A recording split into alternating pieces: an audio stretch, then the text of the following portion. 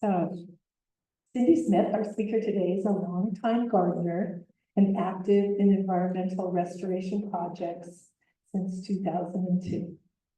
On Lopez, she focuses on native plant gardening, noxious weed removal, and restoration of her property on South Lopez to a meadow landscape. And I think we'll see pictures of that today.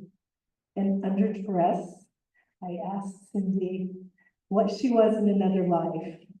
And get this, she was an aerospace project engineer and manager. And she did things, for example, like Learjet electrical systems. So it's my great honor to speak to you.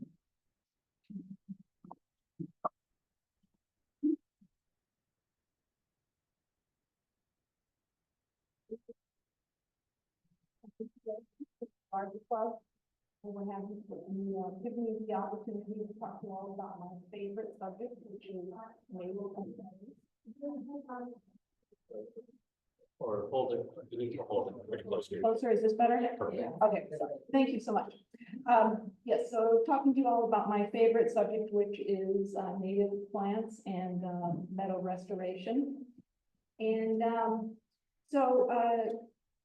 as Lynn mentioned, I've been working on our project. It's in South Lopez. It's 2.5 acres, and trying to restore it back to a native meadow landscape. It had 1/4 acre of a lawn, and we also noticed when we started living on the land that there were some native plants coming up, little camas and that, and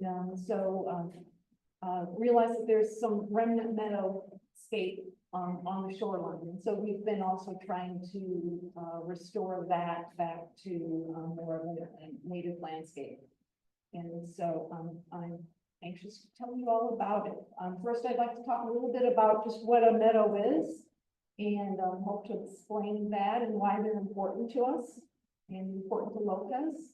And then I'll tell you a little bit about my project. And then also I'd like to help you all learn how you can incorporate natives into your gardens, or maybe start your own meadowlands. First, let's start with what is a meadow. A meadow is primarily it's a natural landscape. It's primarily native wildflowers and grasses, very few trees. It's a landscape like you would see, like a forest. Depending upon where it's at, it's going to have different native plants, but it's something that's, you know, around the world. We have here, I'm showing you a picture of an alpine meadow in Rainier National Park. Kind of familiar with that. There's also a picture of the tall grass meadows that we have in the Great Plains. There's also, I mean, you hear about savannas in Africa, in the Pampas down in Argentina. They all look a little bit different, but they're open spaces, they're natural landscapes, and they're actually one of our most endangered natural landscapes that we have.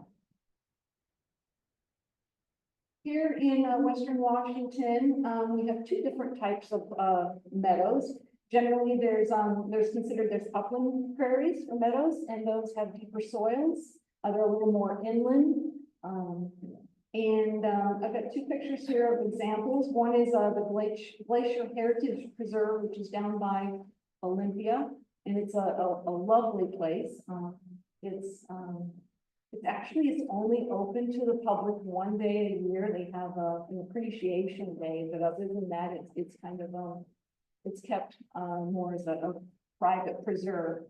The other picture here is Gary Oak ecosystem meadow over on Vancouver Island. And you can see they're predominantly, the pictures here are showing camas, which is our iconic wildflower. And they're beautiful, they're absolutely beautiful. The other meadow landscape that we have here is in the San Juan Islands are called rocky balls. And that's the meadows, open spaces that you'll see on our rocky shorelines and in our rocky areas. They have very thin soils. There's lots of lichen, there's moss, And the wildflowers would grow right on in that rocky, substrate.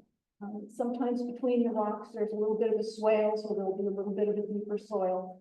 But it's kind of like our rocky shoreline areas. And here I've got, the picture to the right is actually a picture of a rocky ball that's on our shoreline. And you'll see that's a spring gold and, a broom rake growing right there in the moss. The other picture up in the upper right is, Yellow Island. It's reindeer lichen and sedum and plants growing. And the bottom picture is a small island off in south end of Lopez. And at the right time of year, it's just covered in camas and it's purple and it's just beautiful. So these are our native landscapes here in San Juan Islands. And probably the best example that we have here in the San Juan Islands of a native wild meadow is Yellow Island. It's a small island owned by the Nature Conservancy between Shaw and Orcas. And it was for thousands of years, it was taken care of by the people as for camas and food plants. And the Europeans never did graze it. It was never tilled, and so most of its wildflowers are still intact. And it's a lovely place. If you ever have an opportunity to visit, I would highly recommend it. Here you can see in the upland meadow portion of that island, you can see the red paintbrush, buttercup, camas, and it's very lovely. On the rocky balls, again, you can see the sedum and the camas and probably trying to see what else. Anyway, beautiful spot if you ever have a chance to see.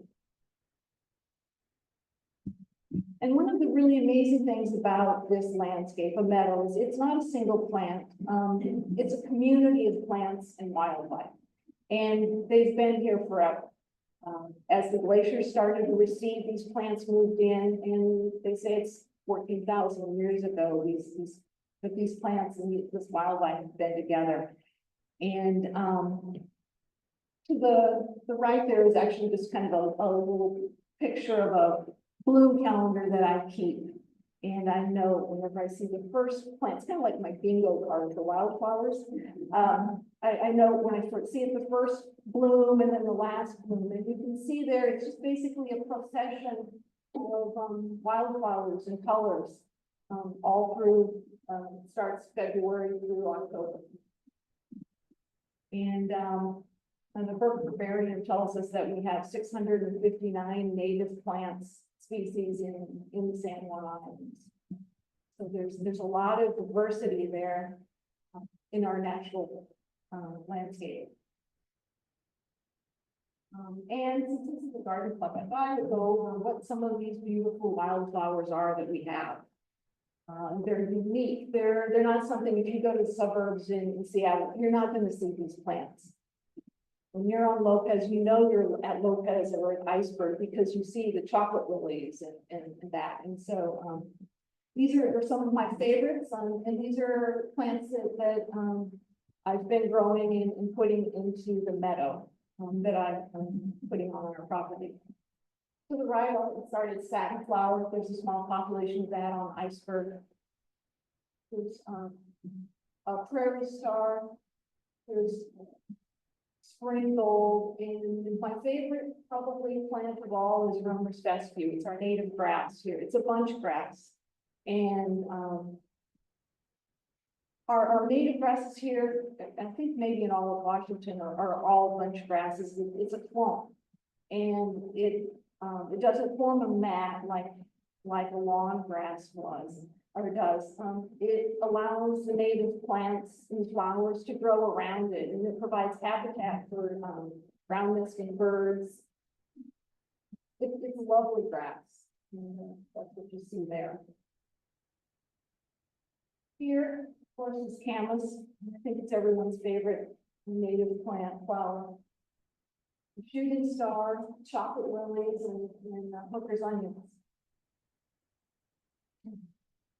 And nodding onion, that's what the seed packet was. It's a hardy plant. It self-seeds easily. Chickweed is the white one. Blue-eyed grass is the little blue in there. It's our native iris. And Oregon sunshine, which is a very drought tolerant, long blooming plant. And up to the left there, the blue, that's our blue harvest roses.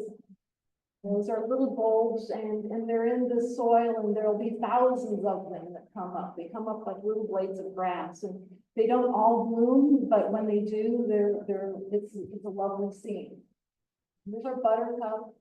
There's sea blush, which is a little annual, bright little pink flowers that will grow in the moss.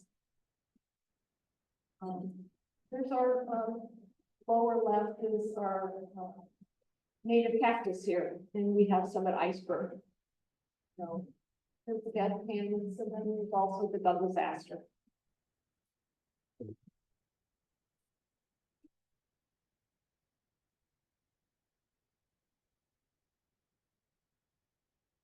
Like I said, one of the exciting things about working with the meadowscape is that there's actually relationships between the plants, and you see that. It's kind of a unique thing. We have paintbrush, and our paintbrush is hemiparasitic, which means that although it can survive on its own, if it has a host plant nearby, it will wrap its roots around it and gather sugars and nutrition from the host plant, and it'll be much more vigorous. So there's partnerships in our plant community here. The host plants for paintbrush are Romer's Fescue, the Oregon Sunshine, and Yarrow. We also have our native orchid there, elegant rain orchid, and you'll see those in the prairie landscapes. They have a relationship with the fungus in the soil, and the fungus is associated with Douglas fir trees. And so you'll lots of times see those growing around where there's a fir. Then we also have our broom rakes, which are kind of interesting plants in that they don't photosynthesize at all. They are totally reliant upon a host plant, and the seeds will be in the soil for a long time until the host plant germinates nearby, and then it will also germinate. You'll always see, they're beautiful also. The naked broom rake, which is the little purple one, is always, it hosts with spring gold. So you'll see the very pretty purple and yellow together. The other one is a California broom rake, and it parasites with Redelia, our native gumweed.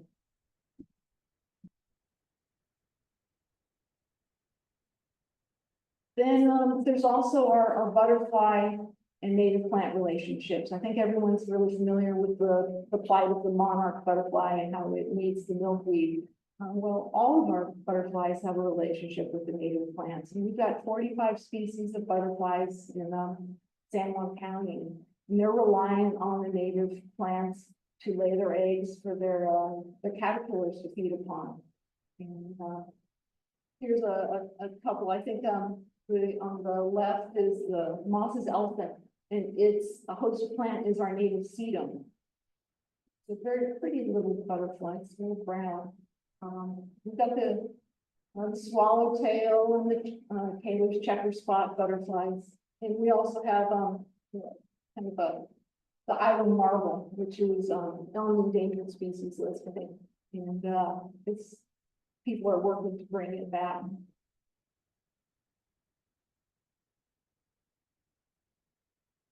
And so we might say with all of this information, you know, how are Western Washington prairies doing? And surveys tell us that only 3% of the historical meadow areas remain. So primarily the upland prairies were kind of the I-5 corridor, honestly. And that's really prime land for agriculture. It's also very prime land for, urbanization. So we've kind of taken that land and reused it for other purposes. Of the other 3% that remains, how is it doing? Well, we're throwing a lot at it right now, honestly. There's a lot of invasive grasses that the flowers have to compete with. The rocky balds are very fragile, and it's really hard to put a trail kind of along them, and they're along the shorelines. And so in our recreation areas, you know, we want to go and near the water's edge. And so they kind of get trampled a lot. That's a challenge for them.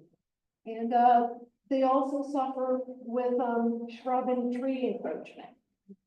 We know that the people maintain the meadows here in San Juan Islands with fire, and we don't do that anymore. And so the shrubs are encroaching into the trees, and we see that at Iceberg.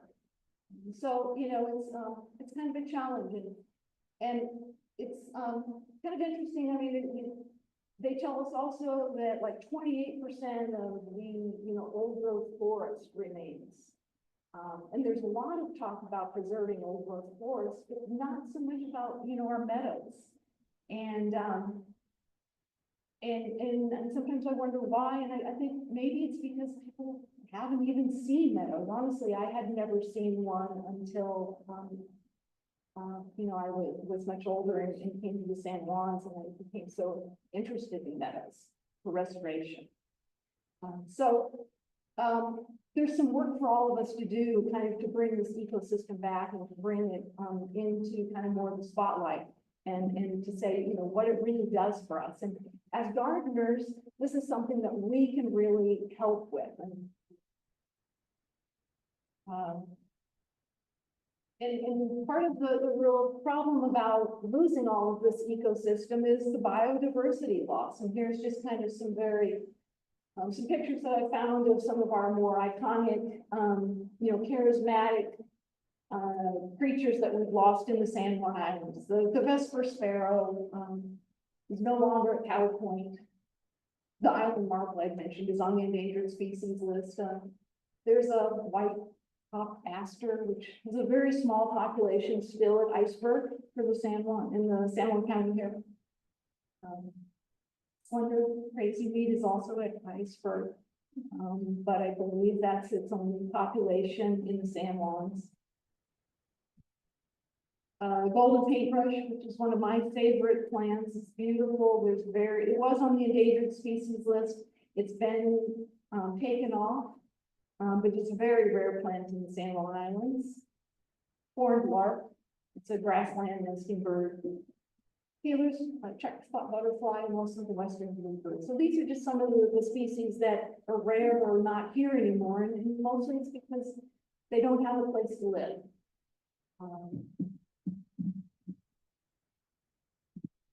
And as gardeners, we know that insects and pollinators are important. 75% of our plants are pollinated. Obviously grasses are being pollinated, so that's not so much an issue, but they're important, and as farmers and as gardeners, and that we know that. And there's been studies on, you know, insect declines and butterfly declines, and that it's a little bit of a downer, very honestly, but that's not really my message today. My message is that actually we know what we need to do, and we're gardeners and we can do it. And the native plants actually really want to be here if we just give them a little space. So it's actually a really very positive and hopeful message that we can do to support our local wildlife and our pollinators and that. And so this, I'd like to show you a little bit about the project that I've started, and that I'm hoping that maybe others will want to do as well. So this here is kind of my area.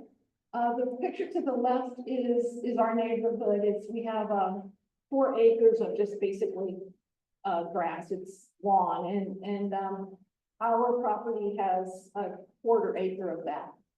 And so When we started living full time here, one of the things I wanted to do was take out the lawn. And you can see up to the right there, I started back in April of 2020. I did a small plot just to see if I could do it. And I didn't know how hard it would be. I'd never done meadow restoration before. The plants were new. I kind of worked with forests and, you know, that sort of thing before wetlands, but never anything with meadows. So I did a test plot. And I found that, yes, you can smother tall fescue. And there's a couple of different ways to smother grass. I chose the bark and cardboard method, which worked really well. Other people do just lay down pieces of black plastic. Because this was a really visible area in our neighborhood, aesthetics was important to me. And so I thought that the cardboard and bark would be a little more aesthetically pleasing to the neighborhood. So I went with that method. And like I said, it worked. So the next year I launched into propagating plants, like a mad woman, and then also barking and putting down cardboard for the entire quarter-acre area. So that was in 2021 that I started that.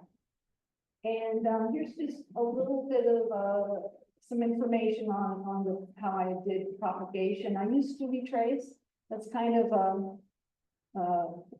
a tool that is used a lot in restoration projects. They don't take up a whole lot of space. You can put 98 little tubes in a small area. It's about this big. And you can pop out the little tube and then use the tool on the right. It's a dibble to just, which makes a hole exactly the size of the plug, pop it in and move on. So you can really plant a lot of plants quickly. And here's just some of the seedlings that I have grown. I grew a pretty wide variety of plants for the project, but they're pretty easy to propagate. I would sow the seeds in the fall, let them sit outside. I don't have a greenhouse, and in the spring they start to germinate. And usually by about April or so, May, I was able to start putting them in the ground. Here is a little buttercup. There's a shooting star, a delphinium, and a camas. Most of the seed I gathered from the shoreline of our property. I also ordered a lot of seed from Northwest Meadowscape, which is where the nodding woman that I gave up from is. I also used Inside Passage for seed. Madrona gave me some seed. She had some seed from different projects and that. So I kind of just gathered it from around. The Salish Sea project, I got a lot of seed from them and also some plugs. The lower right.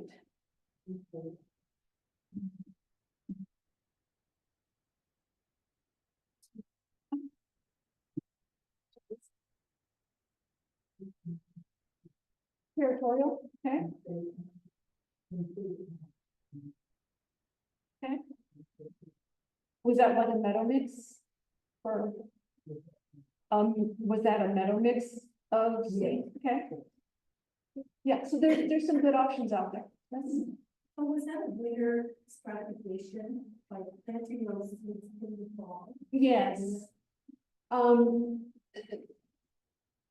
Probably 75% of the plants require, you know, full moist stratification. So you want to get them in by November, December, and then they'll start to germinate February or so, for the most part.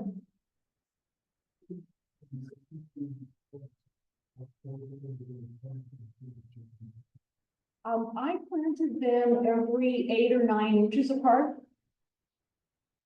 So when you do the math, that's a lot of plants.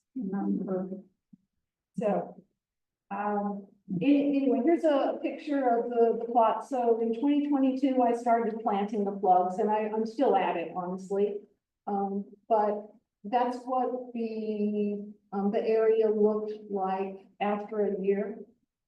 And I used, again, I'd never done meadow restoration before. I asked a lot of people, I read a lot of information, and what I kind of saw was, as a rule of thumb, to do 30% grasses, 30% bulbs, and 40% wildflowers.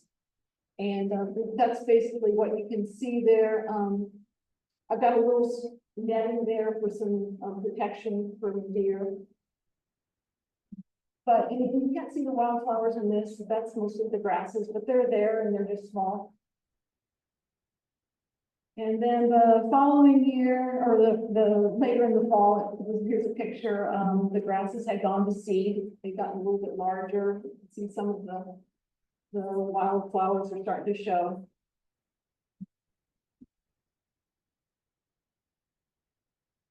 And here's just the year of the meadow last summer. So it really had kind of come into its own. What you can see is that's mostly buttercup, the camas. Now the camas bulbs, I did buy mature bulbs and put those in. And I did that for reasons. I wanted to have some bright flower color for the neighborhood. It's a little bit of a selling point when you rip out the lawn and kind of it's a very visible area in the neighborhood. So those are commercial bulbs that I purchased from Fourth Corner Nursery. The white is chickweed. That's pretty much what you can see. But it really filled in. Yes. If one wanted to see your swamp, is it visible on the public road or? The road in front of it, the house is along Caldwell down in Davidson, so it is visible from the road.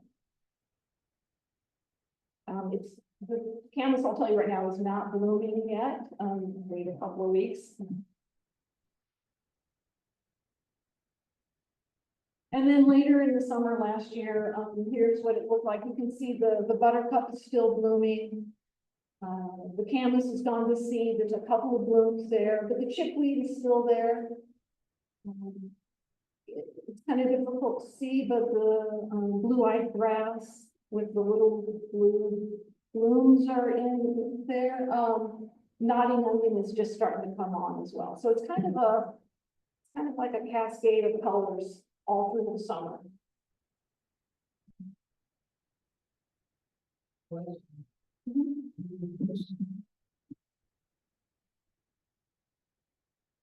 I never watered.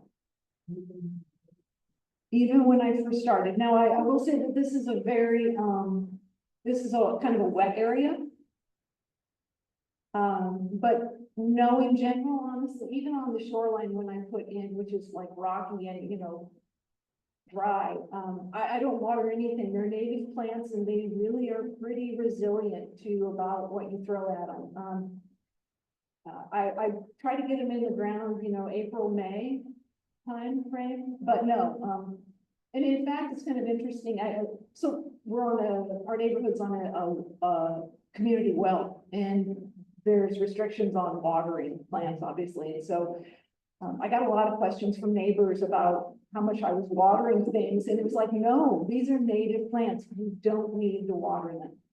On the shoreline, a lot of times that's how you can tell a native plant because it's still green. It's August and it'll still be green. All the other stuff, the weeds, brown, grass, brown.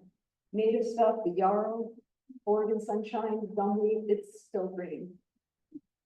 It's really an amazing landscape. And you might be wondering though, what does it look like in winter? Well, this is what it looks like. The buttercup is still green, the grass kind of lies down, honestly, turns a little brown. That's what you can see. There's some areas that need to fill in. The yerba buena will make a mat and it will still be green. But in general, it kind of looks like the grassy areas across the street or across the road in the more, neighborhood areas. So it doesn't look too much different.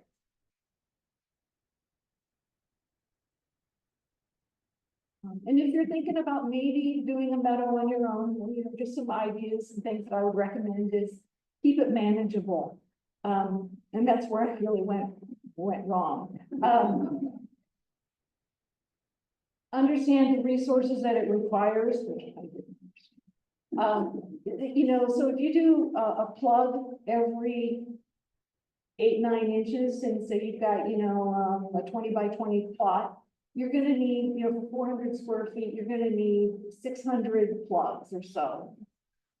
So that's quite a bit. You're gonna need seed, and then, but mostly it's time. And you want to be able to, when you smother the grass, you want to be able to be ready with plugs and seed to take care of it right away, because if you're not ready and get it planted right away, something's going to move in and it's not going to be what you want. So it's much better to keep it manageable and smother grass so that you can plant just what you can plant the next year. So that's probably the biggest item. Yes? Did you start with plugs outdoors as well? I'm sorry. Did you start with plugs outdoors?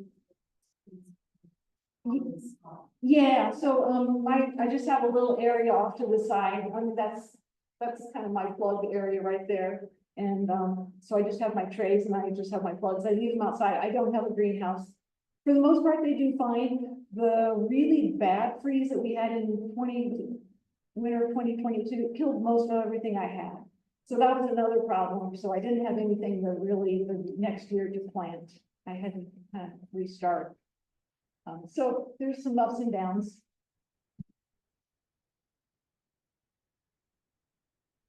The next thing I'd say is make certain that you protect it from herbivores.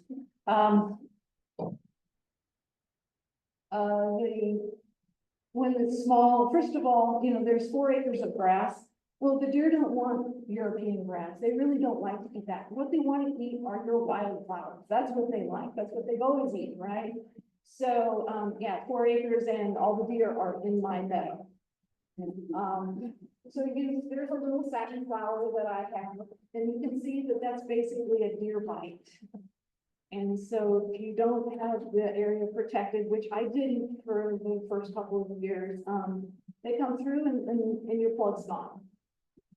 The second thing is that they also, even if something gets large enough, they will go for the flowers. So I think sometimes they just plot until they're waiting, you know, every day coming by, seeing if there's, you know, what's in bloom, and that's, you know, that's their snack.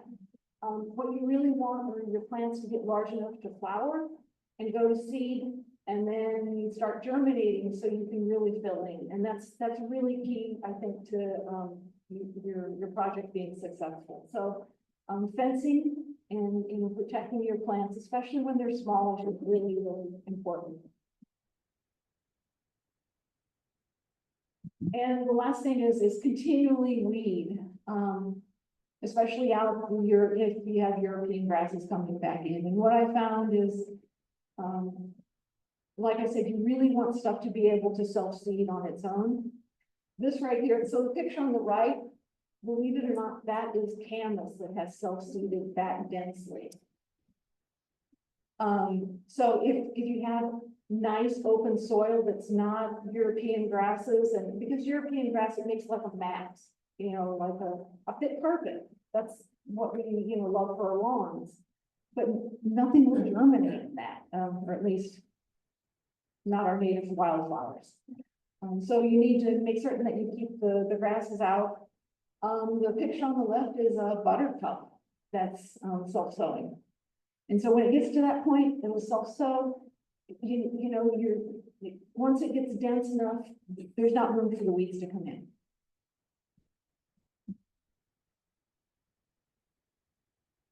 If you need some more inspiration, Kat Sorensen has started a couple meadow plants or meadow plots over at the garage. And I'd really encourage everybody to go and take a look at them. They're lovely, and she's put a lot of effort into them. One is right by the parking area, kind of along the road of Fish Bay. And she has put in, I think it was a full tray of native plants there. They're doing really well, and she has little tags by each one of them. And I'm really excited for them to start blooming here. You can see some of them, actually the nodding onion has started to get little buds. And these were plugs that she put in last fall. And the little picture there to the right is a grass area that's just to the water side of David's barbecue truck. And those are all Romer's fescue, and she grew those herself. And so she's really putting a lot of effort into the native plant community, and I'm excited about her project. The museum is also putting in a native plant area, and Amy's been putting a lot of effort into this. There's a picture to the left is California oak grass. It's a kind of a low growing grass that we have. It's really a nice one. In her plot though, she's also got dotting onion and blue line grass and the Romer's fescue and some camas, native strawberries. And it's coming along really nicely as well. So I encourage everyone to take a look at that if they have a moment. And maybe you're not up for a full meadow restoration project, but you just want to add a couple of plants into your garden, and that would be a fabulous help. There's just a couple of recommendations, is grouping them together. I do think that there is something about the plants in the relationship. They seem to do better when they're with friends. And so I group them together. I'd also use native grasses and camas bulbs. They're very resilient. And then also choose some of our hardier, more assertive native wildflowers. But here you can see a couple of just pictures here. We've got the chickweed and the blue-eyed grass. We've got gumweed and the nodding onion, and they're lovely. And it's something that as gardeners we can all do. You know, it's not like to save our wildflowers and our pollinators, we've got to put in ugly, horrible plants. We have beautiful, unique plants, and they're easy to grow and they're drought tolerant. So it's hopefully it's an easy sell for everyone to get behind. We can also put native plants in our discard areas. We have all this area that, maybe we're not using, but pollinators will. I was really struggling with weeds in our driveway, in between the treads, and I'd be out there weeding it because I was getting the major plantain, which is a really impressive weed. I didn't want it in the meadow, so I'd be out there weeding that. And finally, I just decided, well, I know what I'm going to do. I'm going to put self-heal in here. And sure enough, you put it in there, it's spreading and it's crowding out the weeds, and it blooms in the fall and there's bees on it. So it's really kind of it's a win-win for everybody. We can also, you can seed in some of our more aggressive, assertive natives into your lawns. Here we've got a picture of some escapees from my meadow that is actually getting into the neighbor's common area. We can see strawberries, they're encroaching in, and they're actually just doing fine. So it's a way of kind of getting some pollinator plants out into the areas that maybe we're not using as much. Another great spot is our ditches along our roads. Douglas aster. It loves it wet, so like kind of a low growing area, it will do well in. It's a plant that can really hold its own against about anything, and so that's a great option for putting in along your road, someplace that maybe it's just kind of you just got to mow it or whatever. But the pollinators will love it. So there's options for us to put native plants out in, and just other ways that you can support is some of the work parties that are going in on our public lands. I think we all recognize our public lands are they're underfunded. Maybe that's the best way, but anyway, they need more resources for management than what we're able to provide, and so they really thrive on volunteer support. The land bank has the work parties. The BLM, I see they started putting them on the calendar as well for the monument. So there's great opportunities there for gardeners to help out, especially if they're doing any weeding. They really need people who know native plants, people who recognize them, who are kind of got an eye for what's a weed and what's not. So that's a really a great way that we can all help out the pollinators in the community. Also, if you happen to grow plants in your gardens, share the seed. Restoration projects are really looking for, they really need native seed, and seed is expensive. So that's another way that you can really help out if you're interested.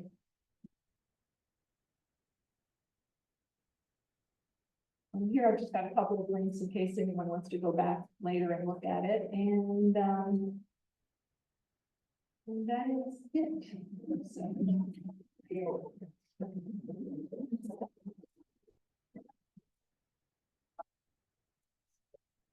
it looks like there's some fun stuff in the microphone. So we can hear it.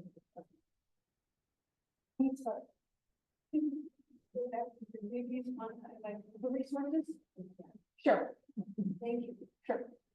There's just some links on meadowscaping, and also the plug trays if anyone ever wants to use one. That's what Kat actually got, a plug tray. And anyway, just a couple of things that I thought might be helpful. Yes, I noticed, so you grow directly in wood chips, basically. And how thick do you put it?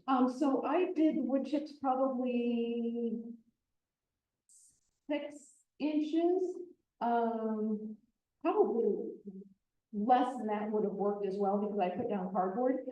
And no, I didn't seed into the wood chips because I knew they, it just doesn't germinate. I put plugs in though, and That's what I mean. yeah, and it 6 months later, it pretty much had dissolved down into something that I could plant in. Okay, great.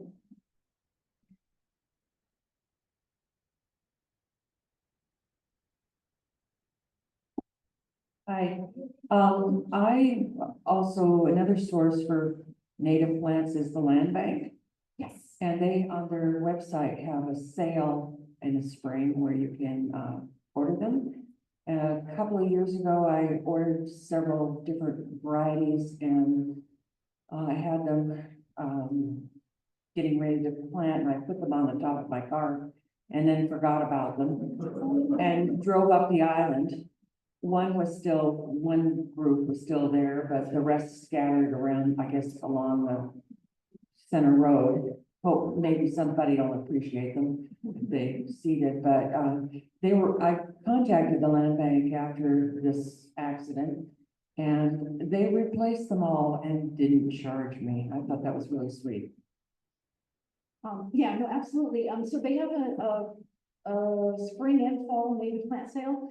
You can also contact Eliza at the land bank over at the Salish Sea project and order plugs from her. She has some cutoff points, but you can order things, and you can also order seed from her as well, outside of the plant sale. All right, one of the things that we all notice in the summer is that the county mows along the roads. And if you or a neighbor have an area where camas is growing that you know the county might mow, I would urge you to call the county when things are blooming or going to seed and asking them to skip that section of the mowing or put up some signs along in the flower beds along that area that says no mow, because I think they will skip it if you request it.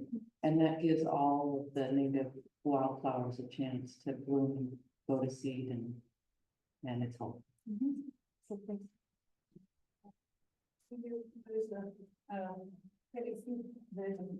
Plug trays, but you talk about plug, do you make them yourselves or did you order them, or how do you do? The plug trays I ordered from Cyndi. See the link there. I actually also got some as a donation from the National Park Service. They were throwing them out, and so I got some as a donation there. But you can also buy them. And yeah, so that's, you can also, you can use 4-inch pots. You can put it in anything. I just use good trays because if you're doing a large quantity, again, so don't do what I do. I did 1/4 of an acre, which is like I don't know, what is it, 10,000 square feet or something like that, 11,000. So when you put that into the number of clubs, it's really a lot. So I needed something that I could quickly, put the plugs in the ground. Okay, but you didn't make them yourself. The plug trays, no, I ordered.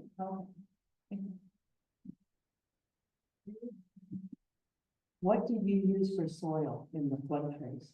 So it was an evolution. The first year I used peat, the Pro Mix, and I had really good results.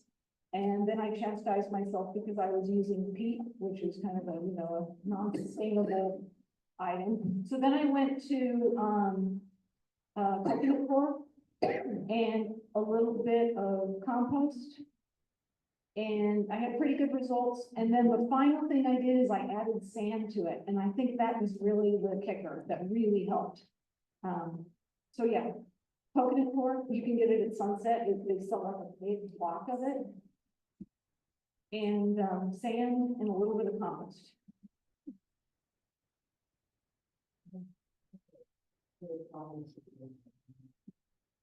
Problem, people on the property were concerned about the meadows being too invasive. Is there a way to contain them? Too invasive? Too invasive. She's that concerned about that, yes. Okay, so I would be really interested in trying to understand their concern and what plant they are. I've not seen, other than the strawberries, which kind of escaped our area and has moved in to the neighbor areas. I mean, strawberries. I have not seen anything being invasive or overly aggressive. So I don't know what their concern would be. I don't know, but I'll tell you. Yeah.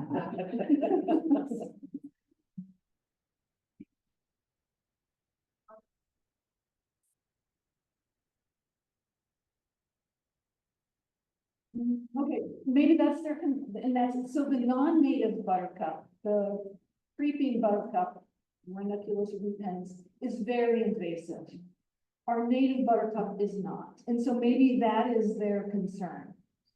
That might be their concern. You wouldn't be planting creeping buttercup.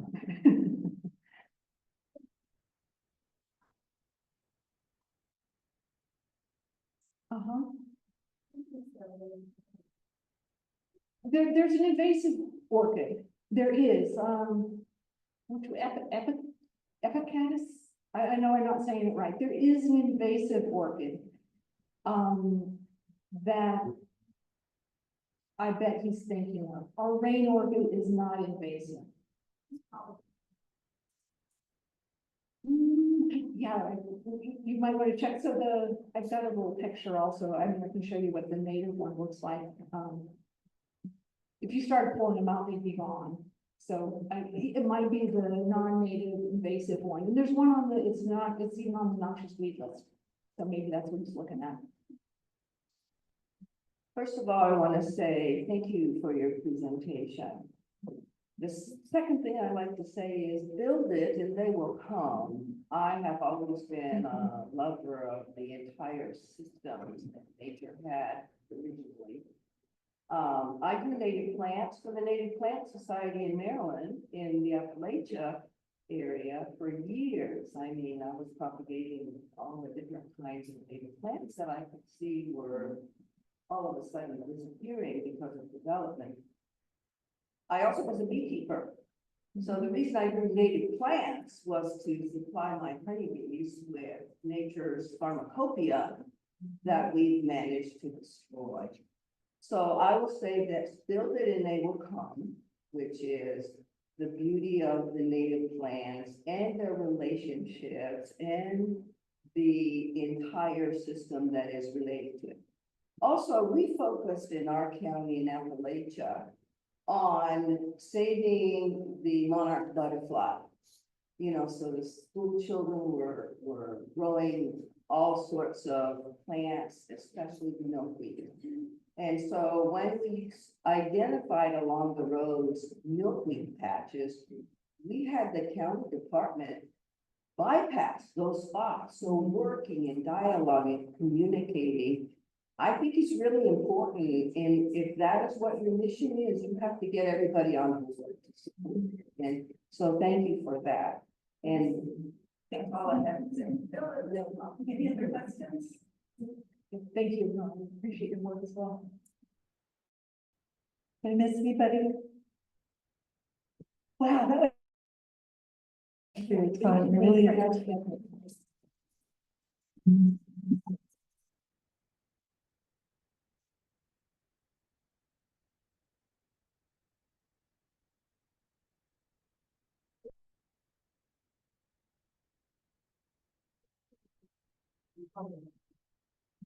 Cindy, what about the yerba buena? Where can we get that, or are you just lucky enough it pops up in your yard sometimes? So I have it, it's just growing, you know, it's growing, it grows really well from, cuttings. I've never tried to grow it from seed, it's so easy from cuttings, so, I mean, I could get you some cuttings. I would love to have some. I can pay you for this. Oh, no, you know what, I am so thrilled when someone is interested in native plants that I'm happy to share what I have, so, oh, we'll get you some. Right, yep,